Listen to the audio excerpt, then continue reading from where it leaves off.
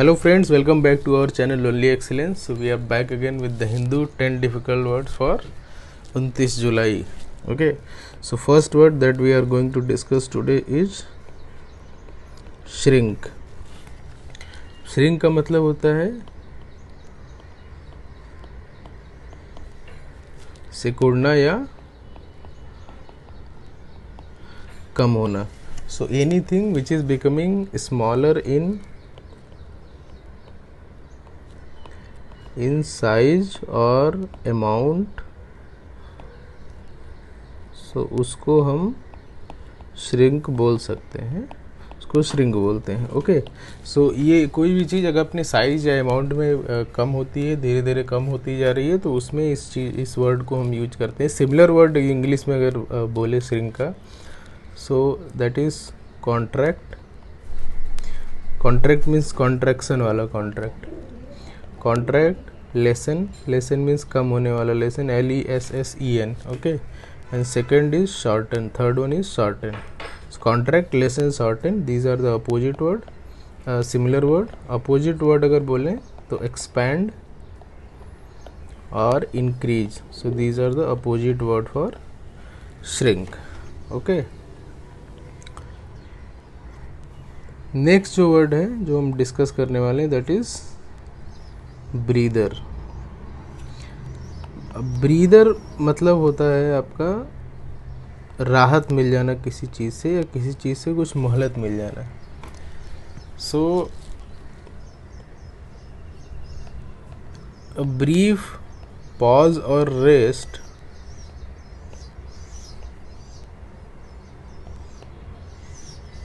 Pause और rest is breather. जैसे आप बोलिए किसी डिफ़िकल्ट सिचुएशन में है और उसमें कोई आपको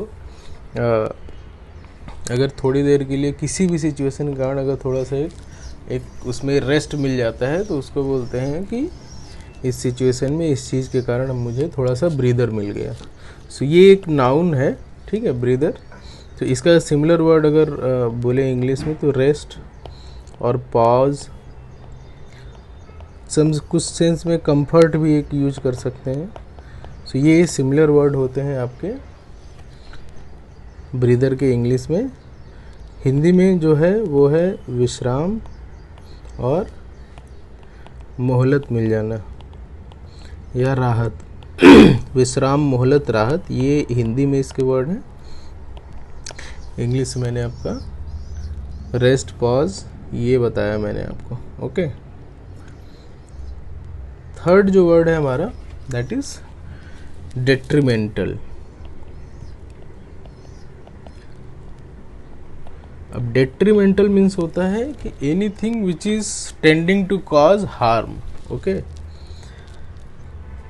मतलब अभी हार्म किया नहीं उसने, but it is towards on the path of doing harm और on the path of doing some damage.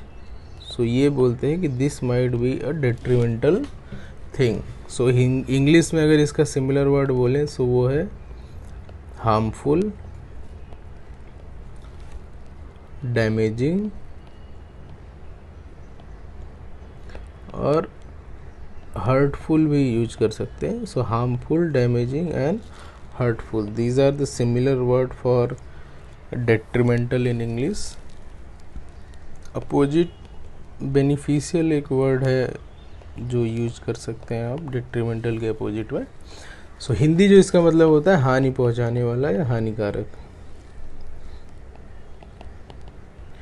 ठीक है, नेक्स्ट वर्ड हमारा दैट इज वेले. ये थर्ड फॉर्म में इसलिए वेलेड लिखा हुआ है. तो ओरिजिनल वर्ड इज वेले, WAYLAY. सो वेले मीन्स होता है टू स्टॉपिंग समथिंग और टू डिटेनिंग समथिंग. किसी प्रोसेस में है तो उसको अगर उस प्रोसेस को इंटरप्ट करके आप उसको स्टॉप कर देते हैं, या थोड़ी देर के लिए डिटेन कर देते हैं, या थोड़ी देर के लिए उस प्रोसेस में एक ट्रबल आप अगर अगर जो आता है तो उसको वेले भी बोलते हैं. ओके, सो ये जो यहाँ पे जो यूज किया गया है, जो कोरोना वाले रिस्पेक्ट में यूज किया गया है कि सब कुछ अच्छा चल रहा था, but because of this normal जो प्रोसेस था उसमें इंटरप्शन आ गया। ओके, सो इसका सिमिलर वर्ड अगर बोले इंग्लिश में सो वो है एम्ब्यूस, ओके, और होल्ड अप। अटैक भी एक सिमिलर वर्ड है इसका इंग्लिश में, एम्बूस, होल्ड अप और अटैक, ये वेले के आपके सिमिलर वर्ड हो जाते हैं। ओके, नेक्स्ट जो वर्ड है हमारा दैट इज ईपी सेंटर। अब ईपी सेंटर मतलब होता है केंद्र, किसी, इसका जो ओरिजिन है वो ओरिजिनेट अर्थक्वेक वाले सेंस में हुआ है। तो अर्थक्वेक जब भी आता है तो उसका एक सेंटर होता है, तो जैसे अर्थ के जिस पॉइंट से वो ओरिजिनेट हुआ है उसके ऊपर जो सरफेस वाला जो जगह है उसको बोलते हैं कि ये ईपी सेंटर था इस अर्थक्वेक का। तो किसी भी ख़राब सिचुएशन में अगर कोई भी चीज़ जहाँ सबसे ज़्यादा फोकस रहती है, जहाँ सबसे ज़्यादा ऐसा अगर बोल से सबसे ज़्यादा अनप्लीजेंट या डिफ़िकल्ट सिचुएशन में रहती है तो वहाँ उसको ईपी सेंटर बोलते हैं। तो यहाँ जैसे जो स्टेटमेंट लिखा हुआ है कि Gujarat is no longer the national epicentre of coronavirus. उससे कुछ दिन पहले, एक महीना पहले गुजरात में सिचुएशन बहुत ख़राब थी। ऐसा माना जा रहा था कि वो पूरा सबसे बड़ा हॉटस्पॉट और सबसे बड़ा प्रॉब्लमेटिक थिंग वही होने वाला है, बट फ्रॉम लास्ट 1 मंथ उन्होंने कंट्रोल कर लिया उसको। तो उस सेंस में इसको यूज किया गया है कि it is no longer the national epicentre of this pandemic. So centre point of something और एनी डिफ़िकल्ट सिचुएशन और एनी डिफ़िकल्ट थिंग, उसको हम उस सेंस में यूज करते हैं ईपी सेंटर को। और ये एक अर्थक्वेक वाला जो एक्सप्लेनेशन है वो एक दूसरा मतलब होता है इसका। ओके, नेक्स्ट जो वर्ड है हमारा दैट इज सरमाइज। अब सरमाइज का मतलब होता है शंका करना।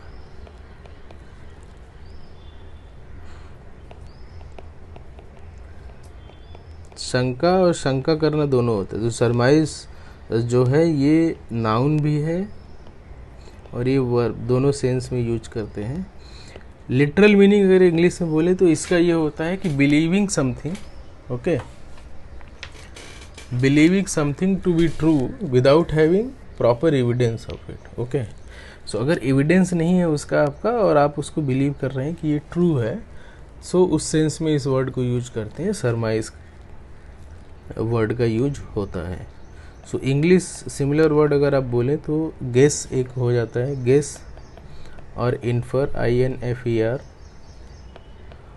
और सस्पेक्ट, ये सिमिलर वर्ड हो जाते हैं आपके सरमाइज के इंग्लिश में। ओके,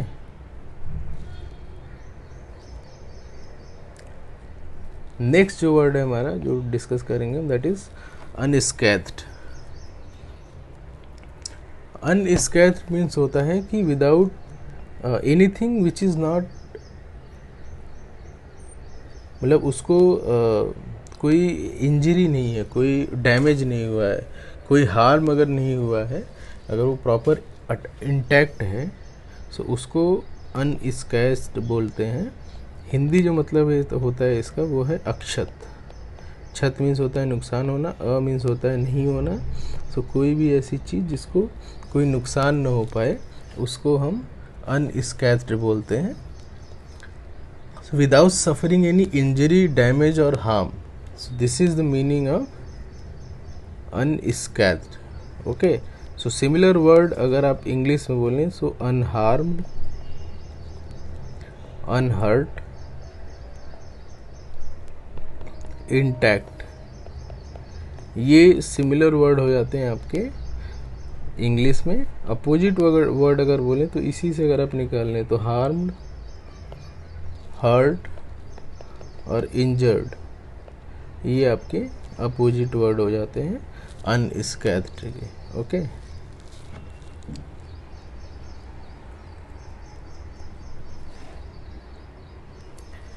नेक्स्ट जो वर्ड है आपका ये है निगर्डलीनेस। अब निगर्डली ये जो वर्ड है इसका ओरिजिनल जो वर्ड है that is niggardly. So niggardly means होता है कि anybody who is very ungenerous with money और टाइम। ओके, यहाँ जो जिस सेंस में यूज किया गया है कि वो मनी वाले सेंस में यूज किया गया है। कोई आदमी इसके साथ अनजनरस बहुत है, मतलब अनजनरस मतलब हिंदी मतलब अगर इसका बोलें तो कंजूस होना या लोभी होना।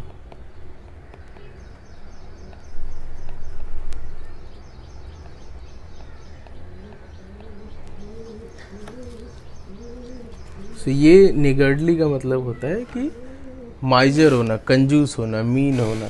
ओके, मतलब यहाँ जो यूज हुआ है कि जो गवर्नमेंट जो है उसने प्रॉपर उतने एक्सपेंडिचर, उतना पैसा नहीं खर्च किया इस सिचुएशन के लिए, जिस रेफरेंस में यहाँ पे यूज़ किया गया है उस सिचुएशन के लिए इतना पैसा नहीं खर्च किया जितना उसको करना चाहिए था इस पैंडेमिक को अवॉइड करने के लिए। सो इंग्लिश सिमिलर वर्ड अगर इसका आप बोलें सो माइजर, माइजर मीन्स कंजूस होता है, और मीन, माइजर एंड मीन दो सिमिलर वर्ड हैं आपके इंग्लिश में जो इसमें यूज कर सकते हैं। ओके, नेक्स्ट जो वर्ड है दैट इज डाइवर्जेंट। अब डाइवर्जेंट मतलब होता है कि हिंदी मतलब अगर इसका बोलें, हिंदी मतलब है इसका भटका हुआ। ओके, या किसी डिफरेंट डायरेक्शन में जाता हुआ। सो टेंडिंग टू बी डिफरेंट और डेवलपिंग इन डिफरेंट डायरेक्शन, उस सेंस में इस वर्ड को यूज करते हैं हम डाइवर्जेंट को। ओके, मतलब जो इसका नॉर्मल जो रिजल्ट जो एक्सपेक्टेड था उस रिजल्ट को न देता हुआ अगर किसी और डायरेक्शन में जाता है तो उस सेंस में इसको बोलते हैं डाइवर्जेंट। मतलब सो इंग्लिश इसका सिमिलर वर्ड अगर बोलें तो एक है डिफरिंग और unlike. Differing, unlike and different, these are few similar word for divergent.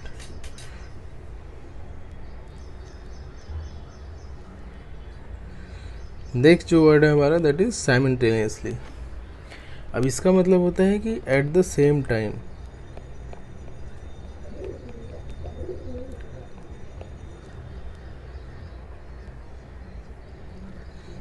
मतलब एक ही साथ, एक साथ या एक समय पर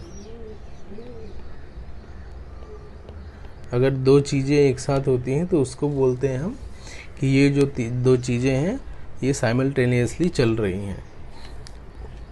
इंग्लिश अगर सिमिलर वर्ड बोलें तो आप एक तो है एट वंस हो सकता है इसका एक सिमिलर वर्ड, दूसरा टुगेदर भी होता है, together, at once, these are few similar word for simultaneously. So कोई भी दो चीज़ अगर एक साथ हो रही है तो उस सेंस में इस वर्ड को यूज करते हैं हम। ठीक है, सो ये रहे आज के टोटल 10 वर्ड्स। सो आप इसको लाइक कीजिए, शेयर कीजिए, सब्सक्राइब कीजिए। Thank you for watching us.